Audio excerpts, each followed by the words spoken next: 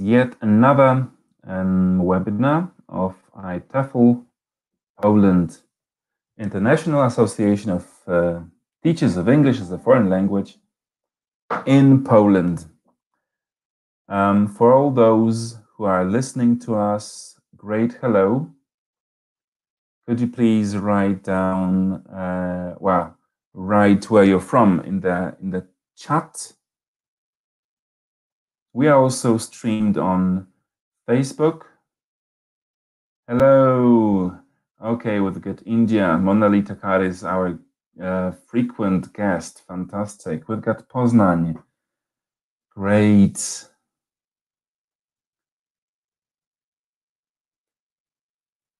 Okay. We'll have plenty of good ideas today, but also a great number of participants. Today we are fully booked. Argentina, Poland, Częstochowa. Oh my God, that's so wonderful. I hope you can also hear me on our Facebook page. Later on, the webinar will be also available on Facebook. However, you can also find us on YouTube later on. So visit our YouTube channel and click the bell just to make sure that all the goodies will be delivered to you promptly. My name is Marcin Stanowski, and I'm one of the members of the board of ITEFL Poland. And today we've got a fantastic guest. It's Willow Barnowski. Willow Barnowski is our dear friend, is speaker, is a teacher, enthusiast of real methodology based on evidence. She has delivered many webinars for us, but I hope Lucyna will tell about it soon. Before Lucyna takes over, and later on Willow, I would like to share with you a couple of important things. Hello, Willow. Great to see you. Hello. Lucyna, great to see you. Great to see you, both of you. Before we start properly with introducing Willow, I would love to show around our ITEFL web page, because there's a lot of things going on for you today, but also in our web page.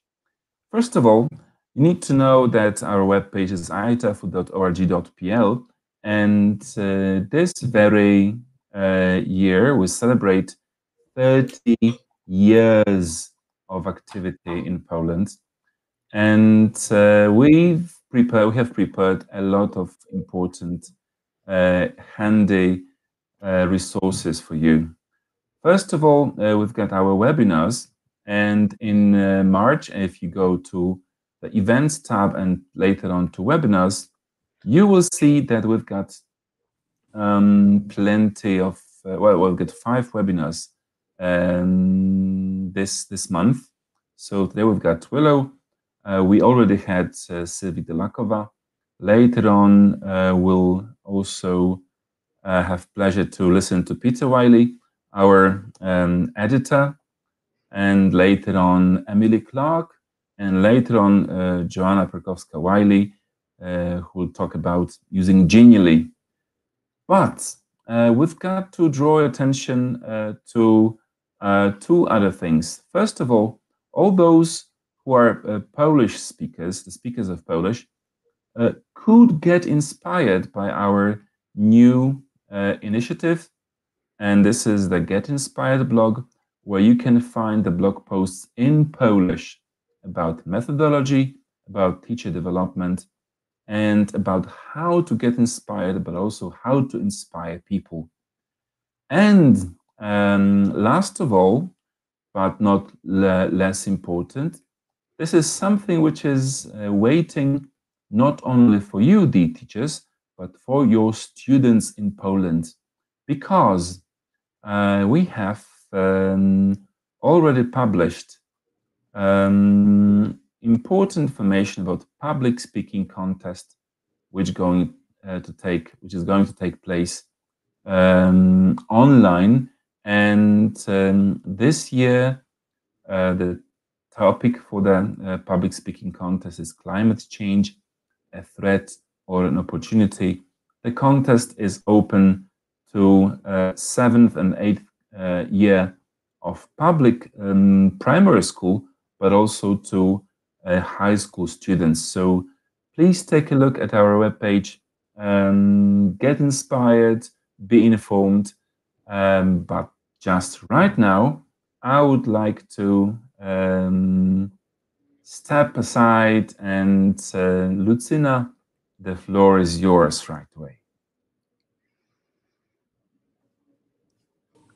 Just microphone. Can you hear me? Yes. Okay, thank you very much.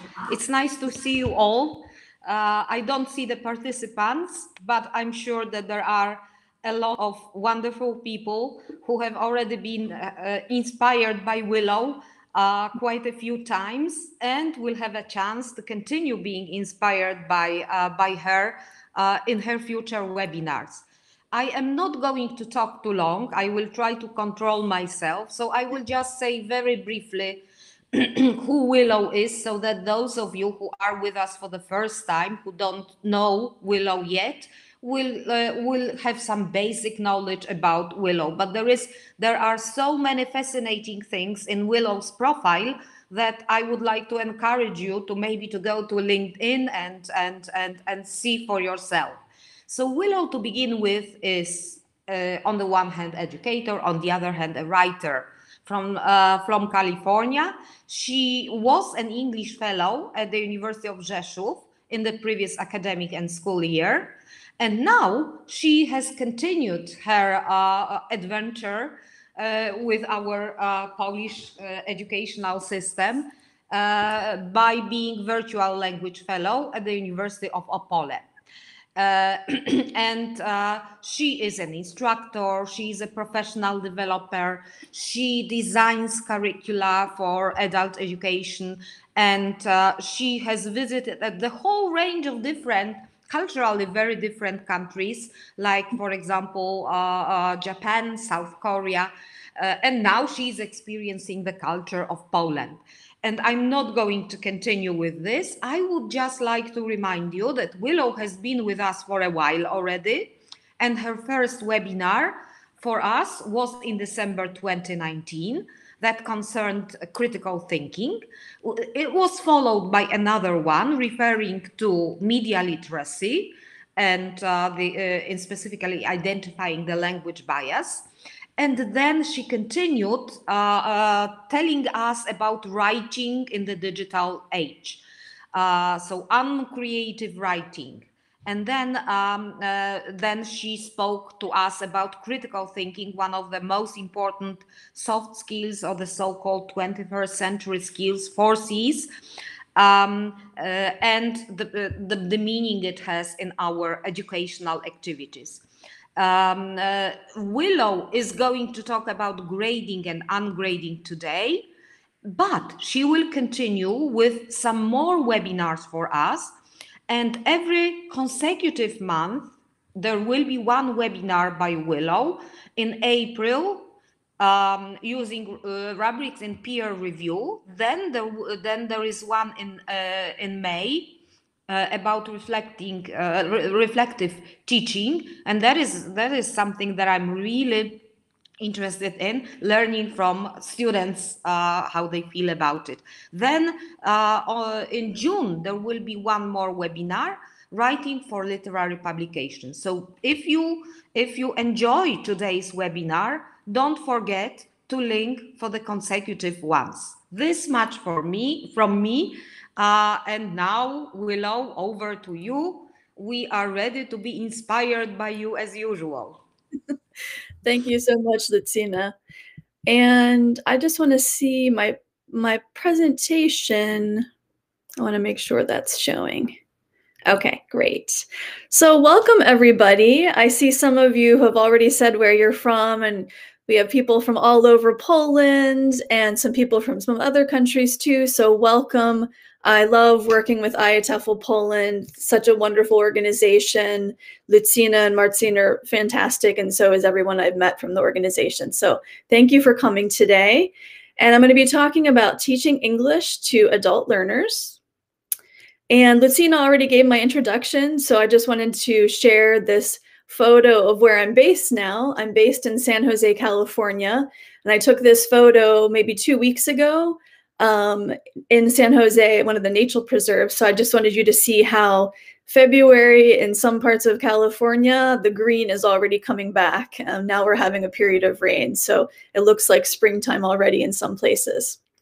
And I just wanted to add that I'm working with the consulate in Krakow and also the embassy in Warsaw. And my program is through the State Department's English language program. So I'm very happy to be here for another year. Yes, thank you. I love California. I think it's so beautiful. It's not my home state, it's my adopted state. And I really think it's my favorite state. So now that you know a little bit about me, some of you have already said where you're from, but if you haven't, could you tell me in the chat where you're living and teaching, and also what's your teaching context? Because I assume many of you must be working with adults or have worked with adults or want to work with adults. So are you in a language institute? Are you in one of the third age universities in Poland? Are you doing private lessons? Where are you teaching? So just let me know in the chat. Okay, so someone in the university. Oh, someone from Jeju, hello. And I saw some people from Argentina, where I spent some time a few years ago. Okay, so technical university, university students, so a lot of university, medical university, okay. So many university, different cities, adult business English, okay. Private school, teaching English to group managers. So it sounds like maybe some of you are doing ESP to adults. Technical university, great. Teacher training university in Moldova, wonderful, welcome. Training college in Argentina, fantastic. Language school, public high school, senior center, great. Business English. Okay, secondary school. So there's a wide range, and that is one of the things about teaching adults. You can teach them in so many different contexts, right? So hopefully today, some of you can find something that will work for you in your context. And welcome again.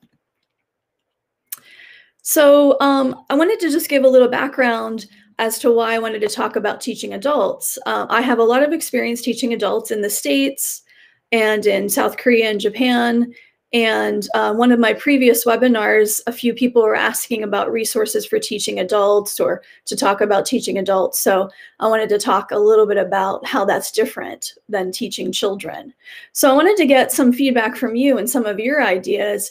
How do you think teaching adults is different from teaching children, for those of you who've maybe had experience with both? And what would you say are some of the pleasures and challenges of teaching adult learners? So again, just in the chat, let me know, how is it different? How are adults different from children in terms of being students? And what are some of the positives and maybe some of the challenges of teaching adults?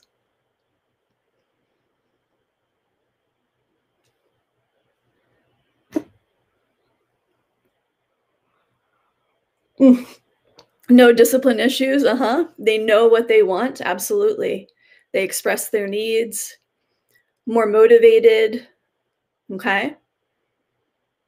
Maybe less spontaneous, want to see effects immediately, different educational background, can read and write, respected, more rewarding, afraid of making mistakes, yes. More demanding, children are more playful. Adults are more concerned about mistakes they make. Yeah, that's interesting. That's perceptive. Adults want rules, more life experience, focus on translation and lessons. Oh, that's interesting. Occasionally use class as psychotherapy, and that's okay. Yeah, that's funny. Intrinsic motivation, experience, practical approach, more motivated, afraid to make mistakes. Absolutely. Yes, very much, very often adult English classes or adult language classes are made up of people from all different backgrounds, for sure. They don't like to hear about grammar. They want to learn how to speak, okay?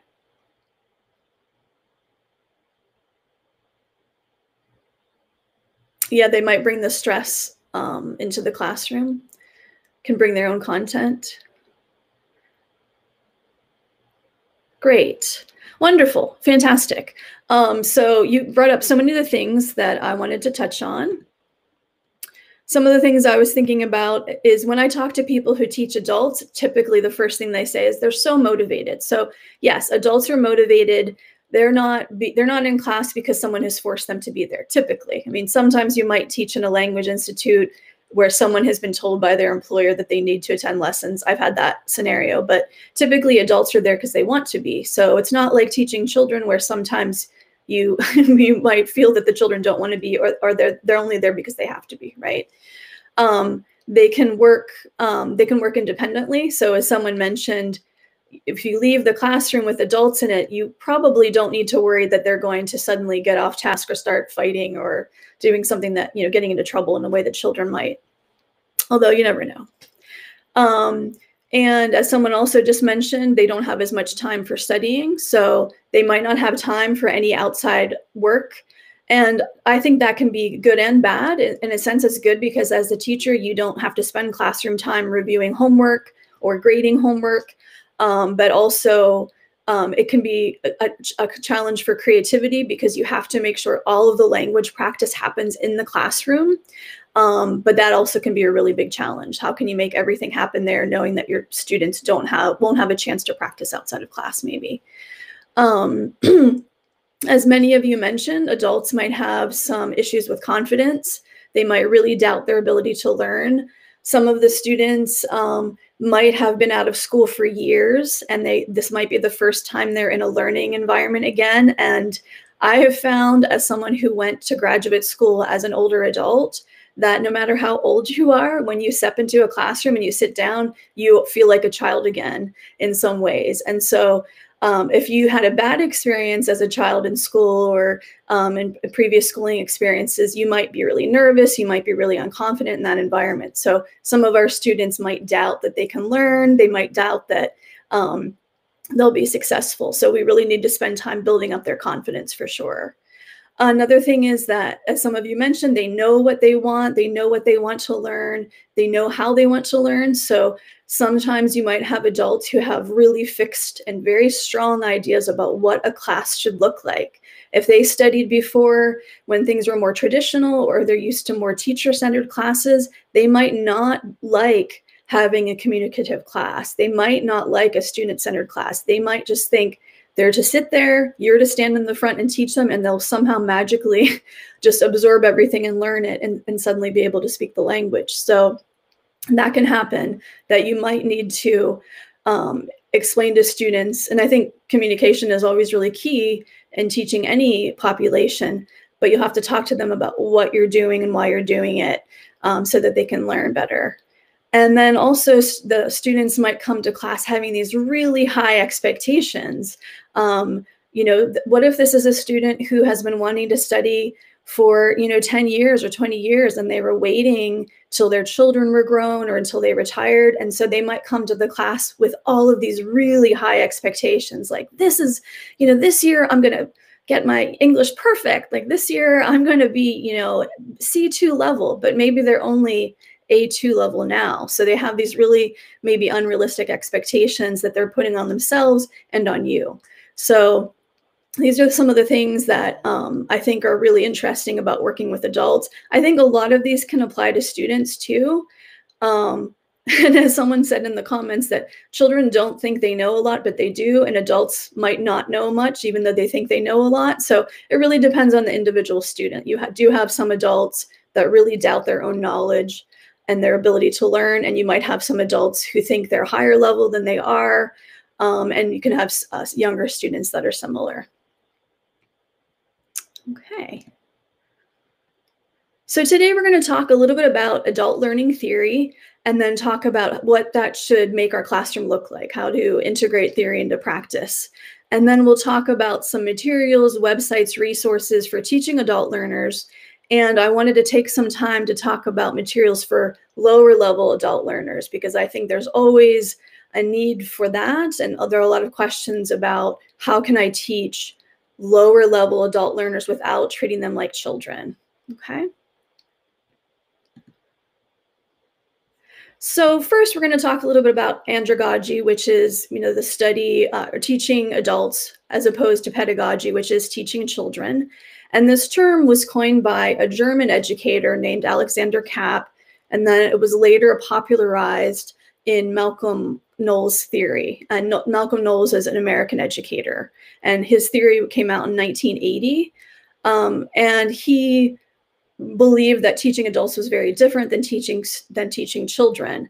I actually think that all of the things that we'll talk about today and all of the principles of adult centered teaching and the student-centered learning should apply to any age. And actually later in life, Malcolm Knowles changed his mind about that and said it's not so much about adults and children learning so differently. It's really a continuum, and it's based on how student-centered you want your classroom to be. So you can have a classroom with very young children that's very student-centered. The students are very independent. The students really know what they want to learn. Or you could have a classroom of adults who really don't want the class to be student-centered. They really want that traditional teaching style. And if that's what all of your students want, then maybe that's what you give them, because we are different teachers in every context with every different community of students that we teach. So there are 6 assumptions that are tied to Knowles' theory of adult learning, and he talks a lot about motivation. And we've already touched on a lot of these things. So one of them is that adults want what they're learning to be really relevant. And so they don't want to be learning something just because the teacher says they have to learn it. They want to know, how does this apply to my life? And this is, like I said, I think all of these apply to children too, because we all know children in school who've said, why am I learning this? So I think the children naturally want to learn what's relevant too, but I think that we don't always do that. So with adults, we know that if we're not teaching them something that's relevant, they're going to let us know, right? We don't have to worry about, their parents calling them us and complaining. It will be the student in our class who will tell us, I don't think this is relevant, right? So we need to make sure that what we're teaching them is really relevant to their lives and their needs. Another thing is that adults really expect their prior knowledge to be respected and acknowledged, which I think we should also do with children. But for adults, they might have had decades and decades of previous work experience, life experience, learning experience, and they want to be able to connect what they're learning to what they knew before, right?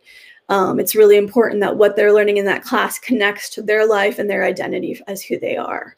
I was in a summer program that was an immersion program for Spanish, and I noticed how for the beginning level students who had professional careers and were used to being treated with respect in their daily work lives, how difficult it was for them to go back to being, beginning level in a language and not being able to express themselves, not being able to share their opinions, not being able to share ideas. It was really, I think, difficult for their identity in the beginning of the program until they developed the language to be able to talk about themselves and share their ideas and opinions, etc. So we want to make sure that we're always giving adults a chance, and however we can, no matter what level they are, so that they're able to express some of their knowledge and personality.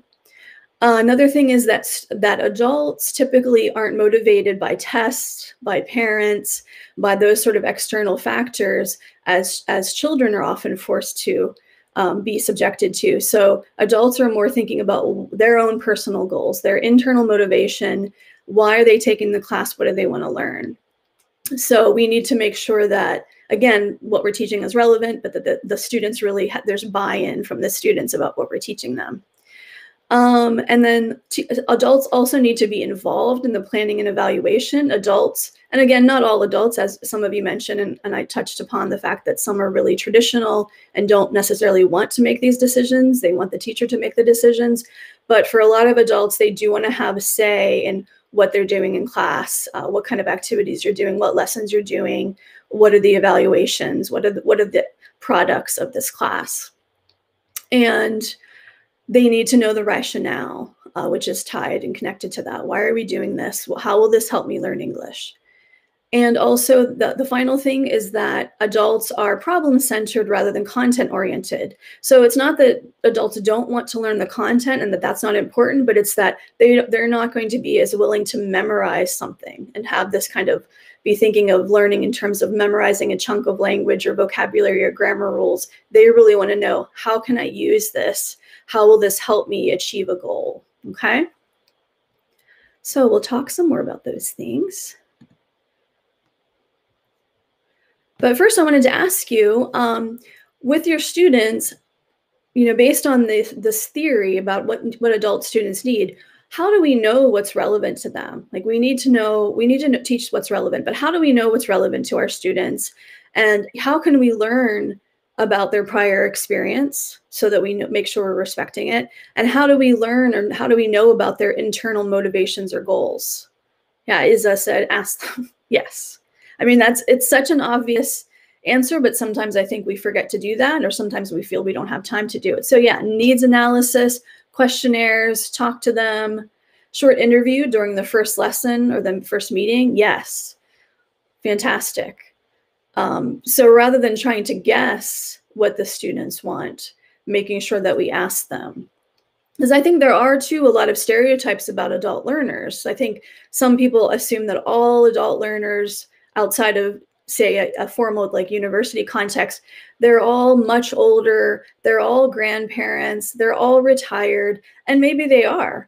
But we can't assume, even if they all fit that profile, that they all have the same interests and needs, or that they are only learning English just to be able to watch a TV show. They might have many, many different reasons for taking the class and many different interests and histories.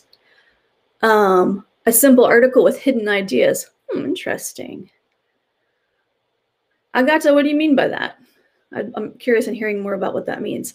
Asking them the reasons why they're learning, their purpose. Absolutely.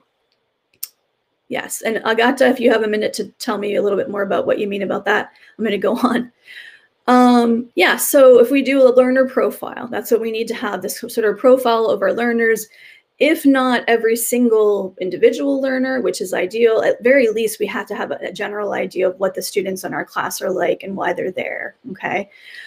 So depending on the context you're working in, you might have an organization or a school that actually does that for you. Like one adult education center that I worked in, there was an orientation team. The students would come and take pre-tests. They'd fill out questionnaires about goals, you know, their background, their education level, first language, you know, work history, etc. And then, so that was all done before they came to class. So you might be lucky and be in an organization that does all that, or you might not. You might have to do all that yourself. So maybe you take up the first day of class, asking them, you know, giving them a form, asking them about their goals, etc., their background. You might spend the first day or the first few days doing some student surveys. You might do, as some of you mentioned, needs analysis. Some kind of informal assessment. I mean, if you're doing a needs analysis in the form of an informal assessment, it's not necessarily going to tell you what their goals are, what their motivations are, but it will help you to help them come up with more realistic goals. So if you notice after doing this first day activity that one student, their listening comprehension is really, really low, if that student then tells you their goal is to be able to, you know, by the end of the semester to be able to understand an entire movie without subtitles, you have a little more information to be able to help that student explain that, let's break that goal down. Let's work on something a little more achievable, right? And let me just see some more comments. So Agata, needs aren't necessarily verbalized. Okay. So by asking some questions, you can find out what their interests are, and that will help you figure out their goals. Great. Yes, and having some sort of services in the schools for sure. Okay. So these are a few questions that I gave my students this past semester. Now I am teaching adults, and I wanted to clarify this. If we teach university students or we teach anyone 18 and over, they're adults. But what I'm talking about today is teaching adults that are outside of maybe that more formal context. So yes, university students are adults, grad students are adults, and they are definitely included, but I wanted to make sure today I'm focusing on those students that don't fall into that category. So anyway, these are some questions I gave my grad students last semester on the first day of class. And I think there are about 10 questions or so. And a few of them are, why are you studying English? Or in other words, what are your goals? Have you studied other languages besides English? Because it's helpful to know if a student knows multiple languages. And describe your previous experiences using English or studying English. Did you study English in school? Did you use it at work? Do you use it at work? Have you been to other countries where you've used English? And which skills do you find easiest and most difficult? So just asking some of those questions of each student so that you can have that information throughout the semester. And I know that my students were really appreciative of being asked these questions, because then they know that you care about them and you want to direct the learning so that it's like a contextualized learning experience for all the students. And when you talk about what students need, oftentimes students might have a hard time really articulating what their goal is. I think that we've all seen that we have students that will say a completely unreasonable goal or unrealistic goal. So the SMART goal, you probably all know this already. It's a commonly used goal formula, but many of your students might not know it, especially if they haven't been in school for a while. So making sure that their goal is specific, that it's measurable, that it's attainable, that it's relevant, and that it's time bound. So they shouldn't just say something like, I want my English to be better, or I want to have perfect English. They should have a very specific goal that you can be working on with them. At the bottom of each slide, I have some links with some places where you can find these things. But if you just go online and Google like SMART goal planning form or SMART goal lesson, you can find so many templates to give to your students if you want to do this in class, because you might want to give this to the students as homework after the first class, or you might want to take time in class depending on where the students are, helping them come up with a goal. So making sure that the goal is very specific, like what is it, and it's attainable, is it reasonable, etc. So you could also give the students some example goals. And these goals don't necessarily need to be precisely what you're doing in class. These could be personal goals that the students are working on as they're working through the lessons in the class. But for example, if you have a student that wants to improve their speaking skills and they have a specific goal, I'd like to be able to have a conversation in English with my daughter's English teacher at the conference in April. So now this is very specific. It's something that will have its own authentic assessment. If the student can have a conversation, then they've passed. If they couldn't have the conversation, then they didn't pass. And we know when this will be. And so it's a goal that's a very specific goal, and also something that the student's very invested in. Another student might say, by July 1st, I want to watch my favorite British TV show, but without subtitles. I want to understand most of it. I don't want to need to have subtitles on. And that's a specific goal. I mean, you could say, well, how do you measure if they understood it or not? If it's a goal that several students share, you could help them come up with some comprehension questions or something. But this is much more targeted than just saying, I want to learn how to watch TV without subtitles, right? And then some of your adult students might have exams they're taking for something for a job, or some other, maybe just personally, they want to say, I passed the C2 test or I passed the B2 test. So they might have a goal like that. And in order for it to be a really specific goal, they should actually have like a date that they're going to take the test, right? And know which test they're taking. So that's another example of a goal.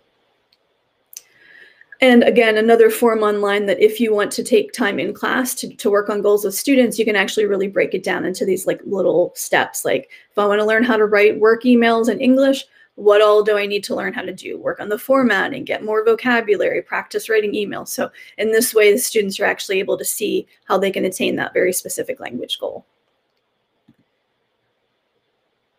So I want to ask those of you who are teaching adults, why are your students studying English? What are their goals? What are some specific goals that some of your students have told you?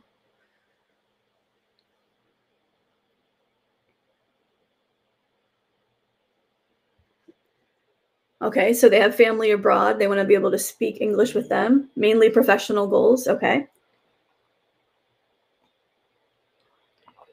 going international, traveling, improve job prospects, working abroad, research papers, exams, wanting to teach, great.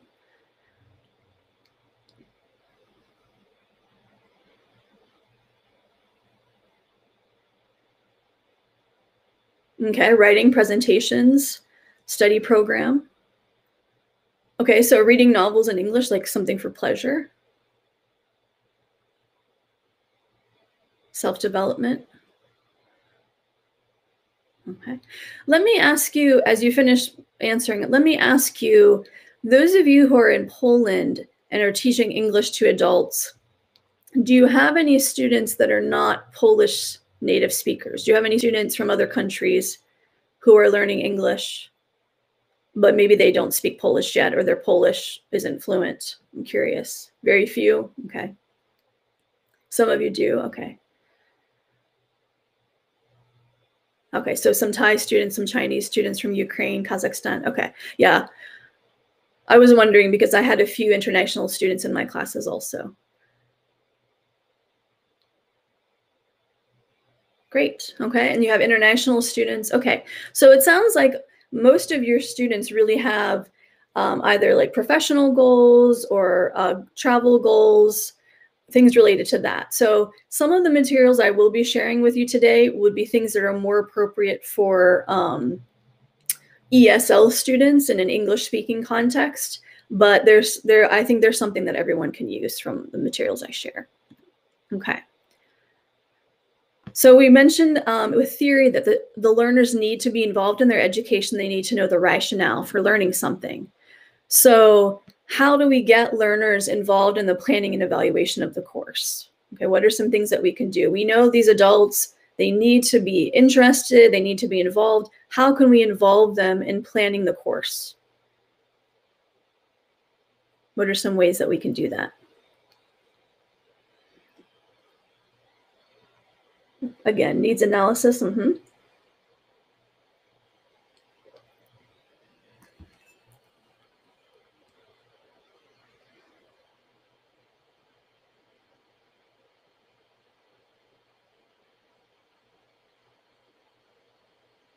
Brainstorming. Okay, so students are brainstorming what they're going to do in the class. Okay, plan some lessons together to meet their needs. Use their interests. Yeah, so that way they know what we're learning is what I want to learn. It's what I'm interested in learning. Make them write down their suggestions. That's true too, especially if you have shy students who might not tell you verbally. You might have to ask them to write them down, give them a survey, right? Great, negotiating a syllabus. I love a negotiated syllabus. Thank you for bringing that up. Yes, and that's fantastic because that just shows you there's a lot of flexibility on the part of the teacher to do that. It's a lot easier to come to the class and say, this is what we're doing. But really with adults, often you can't do that, right? You have to make sure they want to do what you're planning to teach them.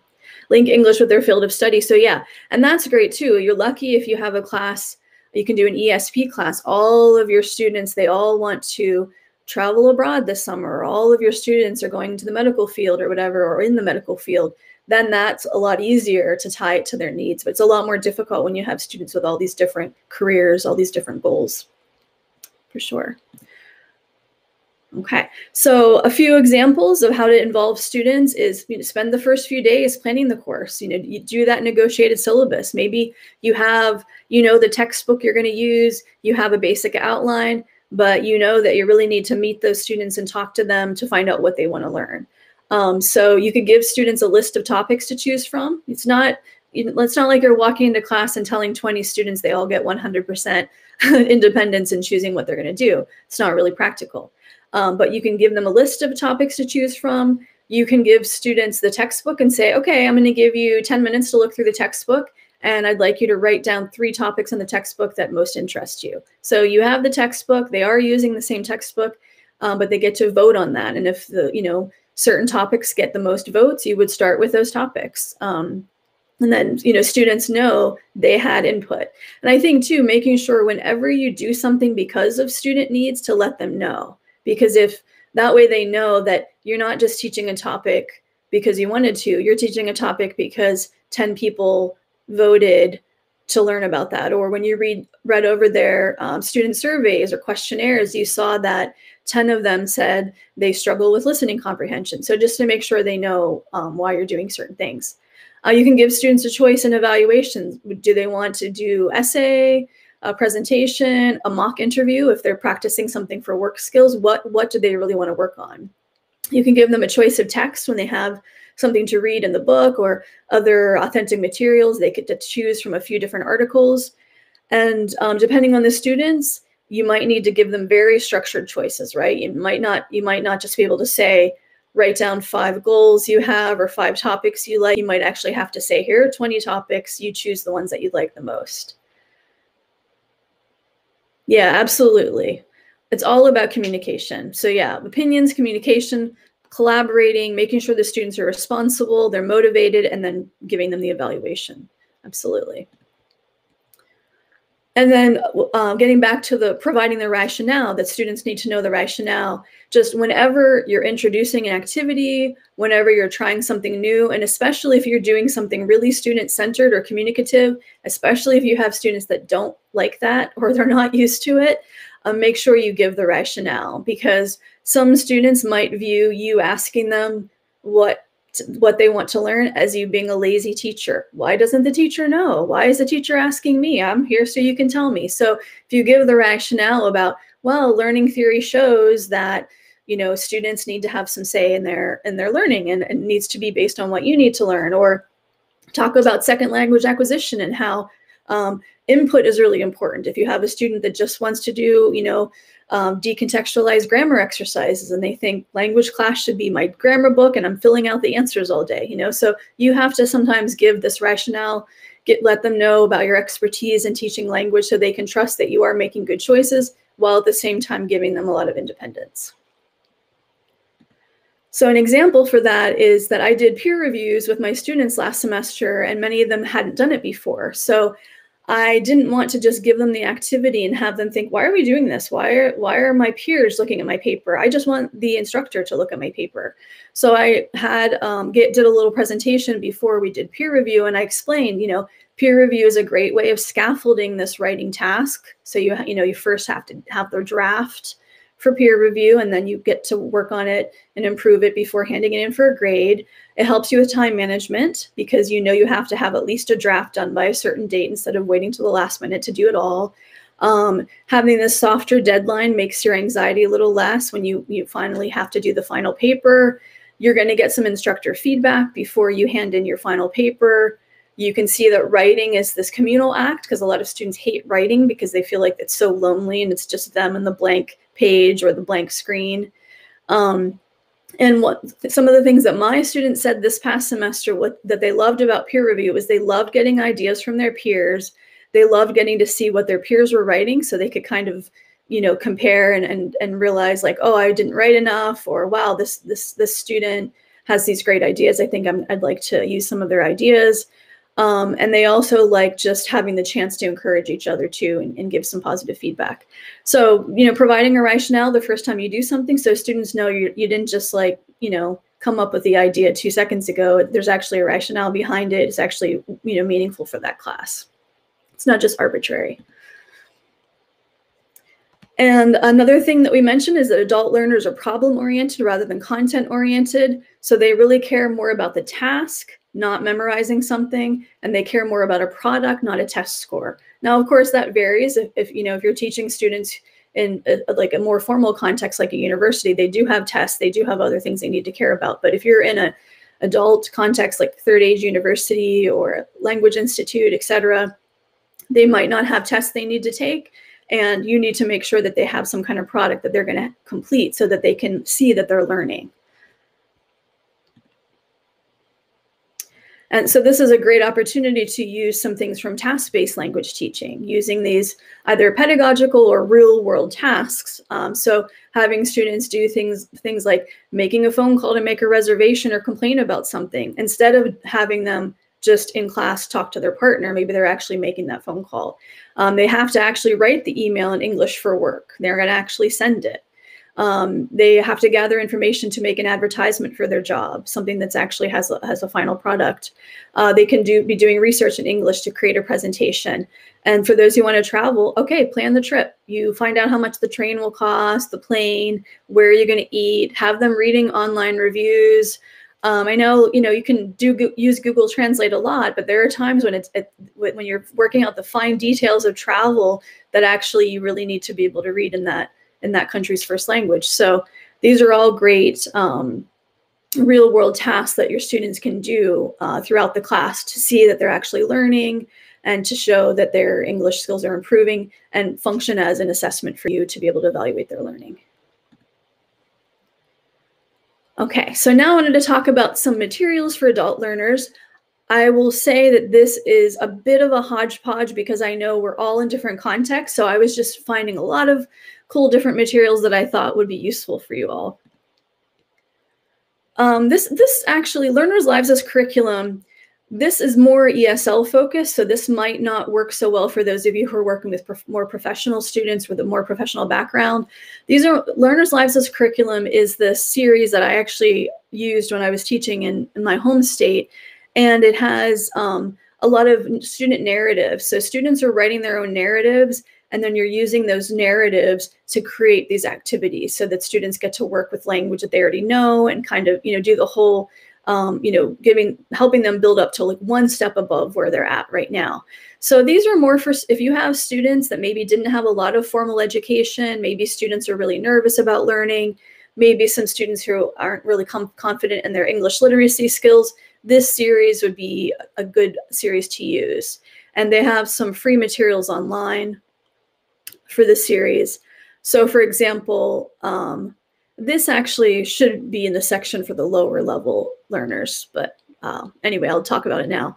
So for example, here's a really short story, Alice's story about English, right? People speak very fast. People don't speak clearly. I don't know how to pronounce many words. I don't know what many words mean. So this would be if you're teaching students that are maybe beginner level, quite low level. There's a very short story. You can either use these materials or create your own story or have a student write their own story. And then there are discussion questions for the other students. How does Alba feel? Do you feel the same way? And then there could be like a little close activity or a gap fill that you could do using the story.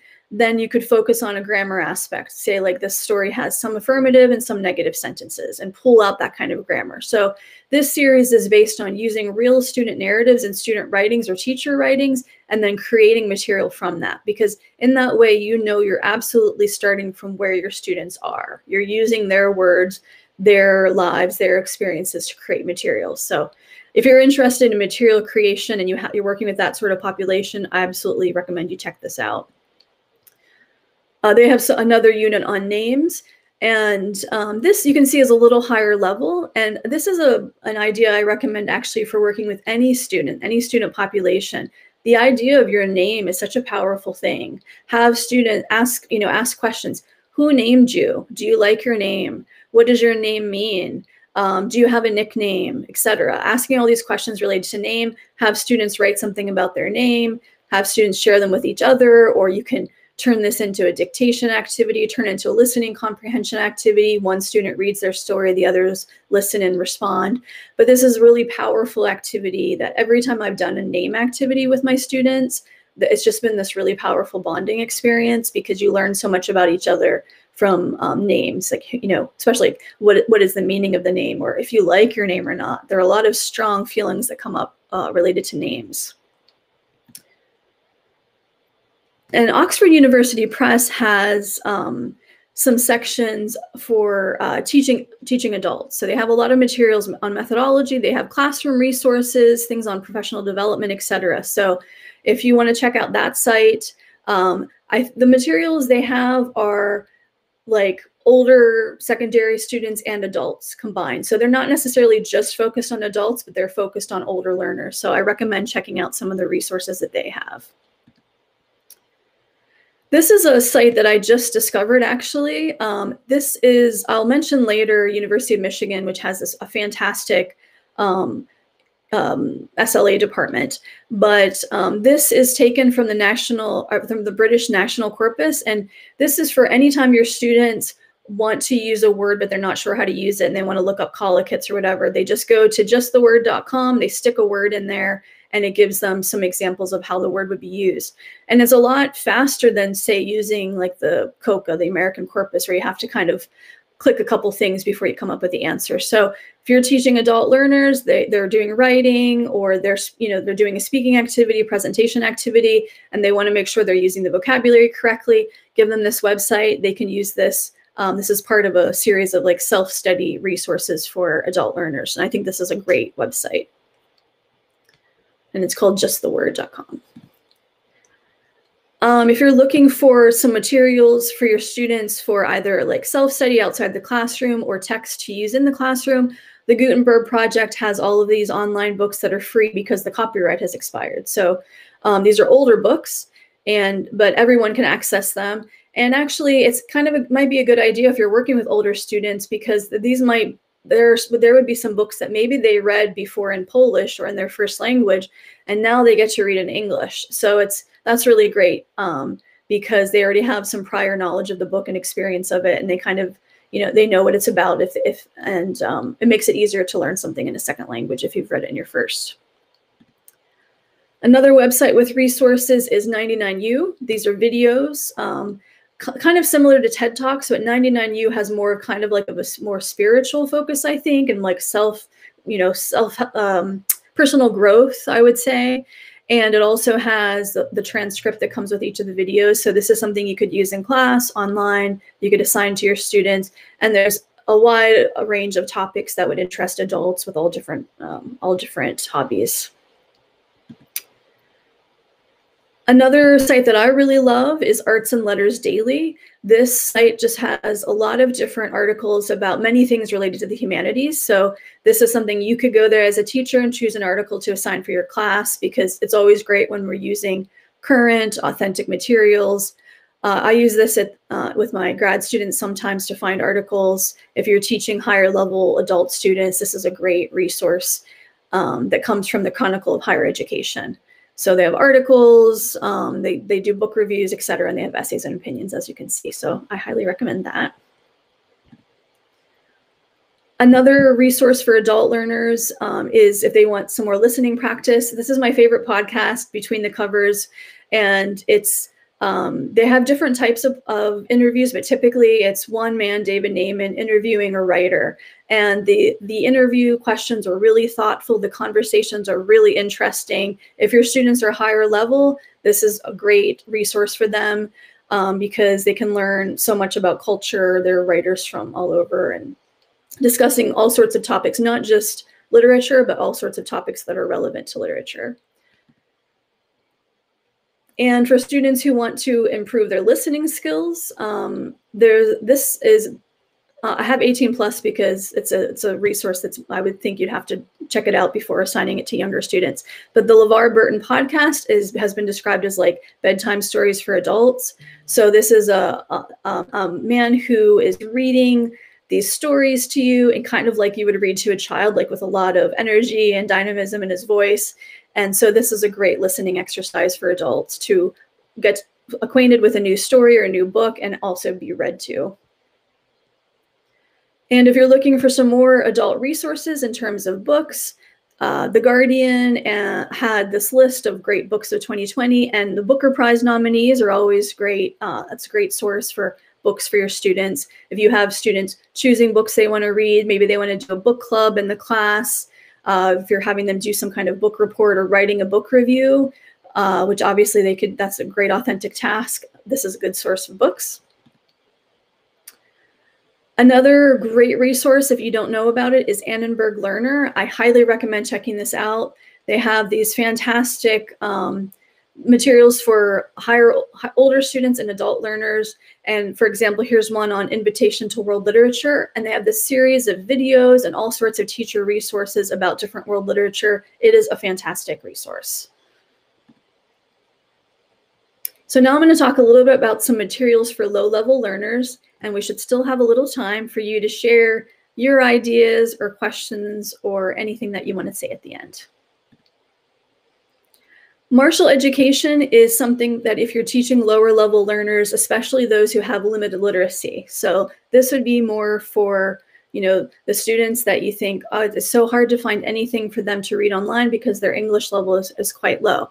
And martial education has many, many stories. They're not authentic because they're written for English learners, but they're really well scaffolded, and they have from very low level up. I'm not sure how high it goes. It doesn't go very high, but it's mostly for beginning level students. And the students can either listen to the story or print out the story, or they can just look at it online, and they're all free. And here's an example, just a very short story, and you can see how simple it is. Pam is busy. She works 2 jobs 6 days a week, plus she's the mom of 2 young children. So what I love about martial education is that they're not books, or they're not materials for children. So you're not having adults read stories for children, which can really be demotivating for adults who already are struggling with the fact that their English level isn't very high and their reading level isn't very high. Giving them something that's designed for children is just going to make them feel worse. So I like the way that Martial Ed has these stories designed specifically for adults. And then there are some questions. There are also some preview and some vocabulary preview questions too that I didn't put on the slide. And then they can do like a writing activity related to this. So this would be something that would be appropriate for lower level learners. And here's another page from the curriculum I mentioned earlier, the Learners' Lives as Curriculum collaboration series. And you can see here, this is really designed for lower level students, and because it's quite easy to read. Look at all the spaces, the language is easy, but it's not for children, it is for adults. So these are, you know, these yes/no questions. Students should interview each other, but they're simple questions like, do you like asking about their learning style? Do you like to learn alone? Do you like to learn with a group? So if you want to do some sort of, you know, beginning of the class activities on making sure students know how they learn best, things like that, this is something that would be appropriate even for really low level students. And this is one of my favorite ones. I just discovered this when I was preparing this presentation. This is from Bow Valley College in California. And it's another similar series of books for low-level adult learners, like very beginner. So this is, and the photos are great, and it's newer, and you can either listen to the story or read it. So this one is called Inga Cuts Hair, and then there are a series of images, and there'll be an image with a sentence, and the students have to decide and match, like, does that sentence match that photo? And so it's a way of, you know, assessing their reading comprehension by seeing if they can match these sentences to the photo. So if you're teaching very, very beginner students, these kind of stories are fantastic because of the, you know, the mixture of the visual and the text. And then the students, of course, are learning some vocabulary as they read these simple texts. Another thing that's really popular to do when you have lower level students is you could do picture stories. Now, of course, you can use photographs. You could also do this with a movie and like turn the sound off, or with a silent movie, but you want to give some sort of narrative to the students and have them provide the words. So for this narrative, you could do it. You could give this paper or this website to students individually, or to work in pairs or groups, or do it with the whole class together. So students could come up with the story behind these pictures, or the story behind a silent film, etc. And if students are doing it individually or in pairs, they would, you know, write down sentences like, oh, in June, Mike has stomach pain, and, you know, in September, his friend asks and tells him to go to the doctor, etc. And then you could use that to, of course, you know, check their grammar, assess which vocabulary they need, etc. And, or you could do it as a whole class. So if you have a very low level group of students, you would show this image or show the film, and the students as a group would volunteer to describe each panel or each section of the story. And then you, instead of having the students writing down the story, you as a teacher would be writing down what the students are saying. And it would be up to you if you're correcting it as you're writing it, or you write the whole thing down or type the whole thing up if you're online. And then together you go through and correct it. And then at the end, you have this, you know, grammatically correct, good story with good English, good vocabulary that is telling the story, but the language came from the students. So it's another way of you assessing kind of where the students are, what words they know. Oh no, I need to teach these students some of these words, or we need to work on this type of grammar. And so that way you have like a student generated text. And then you can use that text to make a closed dictation out of it, turn it into a listening comprehension activity, and do lots of things with it, working with the students where they are. And in this case, you know, students have generated the words and the material, and so it's much more relevant to what they can do and what they need to be able to learn. Okay, so we're actually running out of time. Okay, another great site is Center for Applied Linguistics, has tons of easy grammar lessons, easy dictation lessons for students if you're teaching lower level students. Also, British Council has some great resources at teachingenglish.org. They have resources for adults that have to do with things like shopping. So again, these are topics that adults would like to talk about that they're not going to feel like you're talking to them like they're children. American English, which is americanenglish.state.gov, has tons of resources. This is one that I found that I really like, called Dialogues for Everyday Use. And for example, it has things like a different scenario, like a crowded theater. And there's some words that you can learn. Excuse me, is the seat taken? Would you mind moving over one? So this is very American focused, and this is focused more for people who've moved to the States and want to live in the States, but has great vocabulary and authentic use of language for the students to practice. Also, as I mentioned earlier, University of Michigan is amazing. You have to, if you haven't checked it out, I think Amara is saying this one's fantastic. Yes, if you haven't checked out University of Michigan's English Language Institute, you have to. So many resources, so incredible, up to date, authentic. And one of the, just out of the many, many things they offer, they have these lessons for self-study, things you can give your students. So if your students want to learn certain conversational strategies, like what do you say when you want feedback? What do you say when you change your mind? What do you say when you're clarifying? And then there is a list of phrases that they can say. So this is just one of many, many, many great materials on University of Michigan's English Language Institute website. It's fantastic. Oh, and then someone asked about the links here. What I've done before is people have emailed me and then I've sent them the PDF. So I can do that. But I wonder, maybe IATEFL Poland, I don't know if I can post the link in the chat. We can ask IATEFL Poland if there's a way, because this PDF has all the clickable links. So if you have this PDF, you can just click on the links, okay? Let's see, and CalPro, which is the California Adult Literacy Professional Development Project, has these great ideas for working with authentic materials. So what kind of authentic materials can you use with adults, right? They're not children, they're adults. So what do adults have? They have all these, they could have all these materials. You could bring them in English, or ask them to bring them in if they have them in English, okay? And if you're working with elderly students, the cleese.org has some materials if you're working with older students. Actually, what I saw on the site could be used with students really of any age, but this is a site that focuses on working with that population.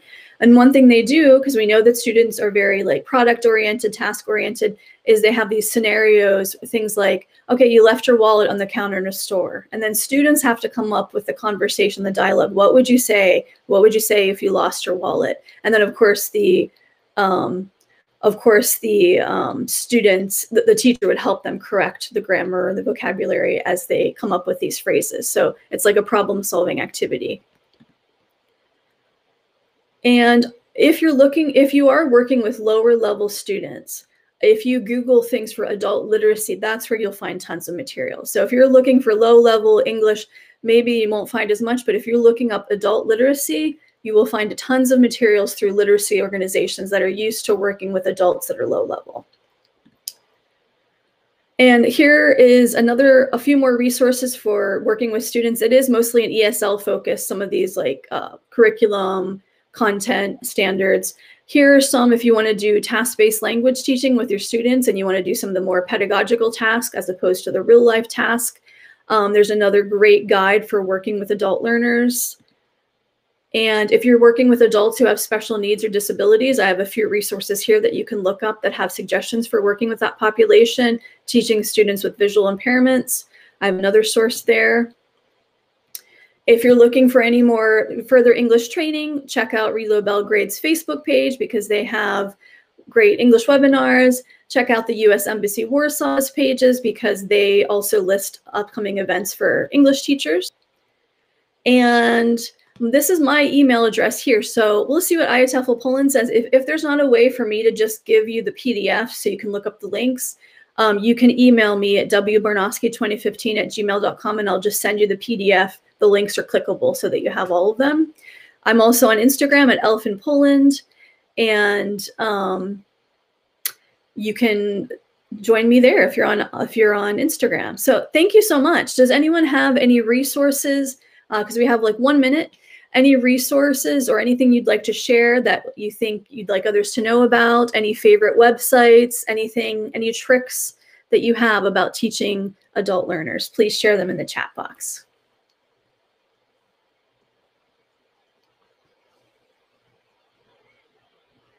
You're welcome.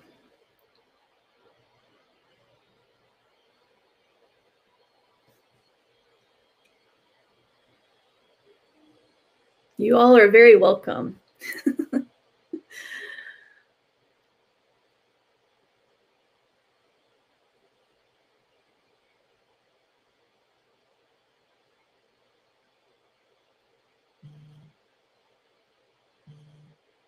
Thank you so much.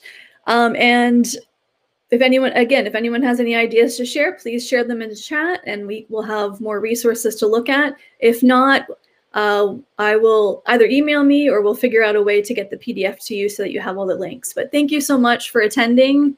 I'm so happy so many of you are teaching adults, such a wonderful population to work with. And I wish you all a wonderful rest of the year. Thank you, Willow. Just a little thank you from me on behalf of all of us. See you next time. Yes, I'll see you very soon. Take care. Stay warm. Okay, thank you. Bye.